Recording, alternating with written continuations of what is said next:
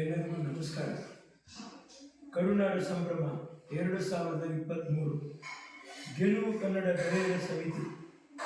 ಇದು ನಿಜವಾಗಲೂ ಗೆಲುವಿನ ಸಮಿತಿನೇ. ತುಂಬ ಅದ್ಧೂರಿಯಾಗಿ ಈ ಒಂದು ಕಾರ್ಯಕ್ರಮನ, ಧಾರ್ಮಿಕ ಕಾರ್ಯಕ್ರಮನ, ಕನ್ನಡ ಕಾರ್ಯಕ್ರಮನ 10-11 ವರ್ಷದಿಂದ ತಾವೆಲ್ಲರೂ ಸಂಭ್ರಮದಿಂದ ನಡೆಸ್ಕೊಂಡು ಬರ್ತಾ ಇದ್ದಾರೆ. ಈ ವರ್ಷ ಆ ಸಂಭ್ರಮದಲ್ಲಿ ಮೇರು ನಟಿ ನನ್ನ ತಾಯಿಯವರು ಇಲ್ಲ. ಅವರಿಗೆ ಈ ಶ್ರದ್ಧಾಂಜಲಿ ಕಾರ್ಯಕ್ರಮನೂ ಹಮ್ಮಿಕೊಂಡಿದ್ದೀರ.